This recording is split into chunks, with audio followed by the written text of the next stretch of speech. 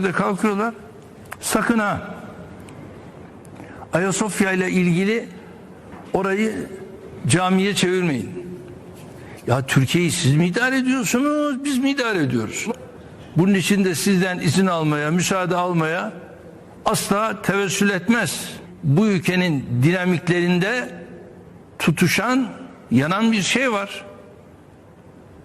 Öyleyse şu anda biz bir hukuk devleti olarak Danıştay'ın vereceği kararı bekliyoruz. Danıştay kararını verir. Danıştay kararını verdikten sonra da atılması gereken adım neyse bu adımlar da ona göre atılır. तुर्की की सर्वोच्च अदालत ने अंतर्राष्ट्रीय ख्याति प्राप्त ऐतिहासिक इमारत Hagia Sophia पर अपना फैसला फिलहाल टाल दिया है। दरअसल अदालत को फैसला करना था कि तुर्की की प्राचीन ऐतिहासिक हागिया सोफिया इमारत को म्यूजियम से मस्जिद में तब्दील किया जाए या फिर नहीं। याद रहे कि 6ठी सदी में बाज़ेंटाइन बादशाह जस्टिनियन के आदेश पर इस इमारत को तामीर किया गया था। ये दुनिया के बड़े चर्चों में से एक चर्च है। लेकिन 1453 में जब ओटोमन साम्राज्य यानी तुर्की पर उस्मानी सल्तनत का कब्जा हुआ तो उसे चर्च से मस्जिद में तब्दील कर दिया गया और ओटोमन बादशाह सुल्तान महमद ने इसमें नमाज शुरू कराई।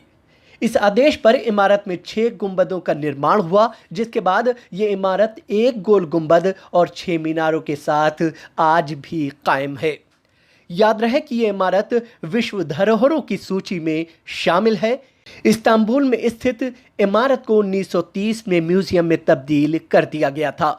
मामला अब अदालत में है कि इसे अब मस्जिद में तब्दील किया जाए या फिर इसे म्यूजियम रहने दिया जाए।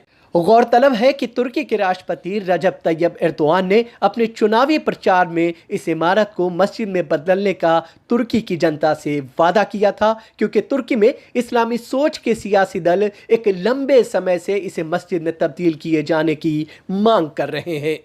लेकिन तुर्की के सेकुलर सियासी दल राष्ट्रपति एर्दोआन के फैसले का कड़ा विरोध कर रहे हैं।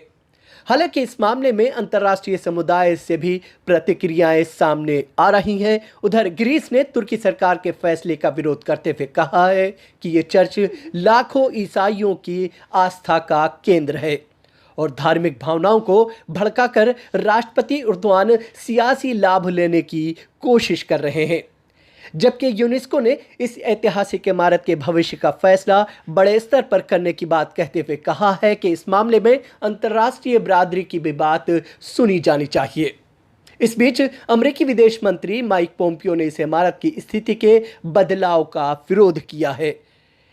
याद रहे कि पहले विश्व युद्ध में ओटोमन सल्तनत को करारी हार का सामना करना पड़ा था और उसके बाद आधुनिक तुर्की के निर्माता मुस्तफा कमाल अतातुर्क ने देश को धर्मनिरपेक्ष घोषित कर दिया था और इसी के तहत 1935 में हागिया सोफिया इमारत को मस्जिद से म्यूजियम में तब्दील कर उसे आम जनता के लिए खोल दिया गया था।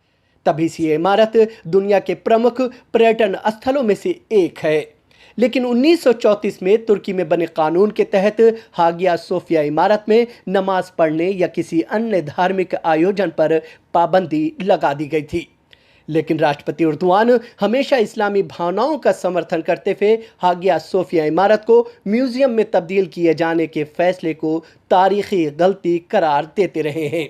वो लगातार कोशिश करते रहे हैं कि इस इमारत को दोबारा मस्जिद में तब्दील कर दिया जाए और तुर्की के इस्लामी पहचान को फिर से बहाल किया जाए।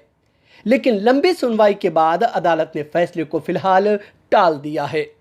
ताहम दुनिया भर की निगाहें तुर्की की सर्वोच्च अदालत के फैसले के इंतजार में है कि आखिर अदालत का फैसला क्या रहता है। क्या ये इमारत म्यूजियम से मस्जिद में तब्दील होगी या फिर म्यूजियम ही रहेगी। Bureau report, free general media network, Delhi.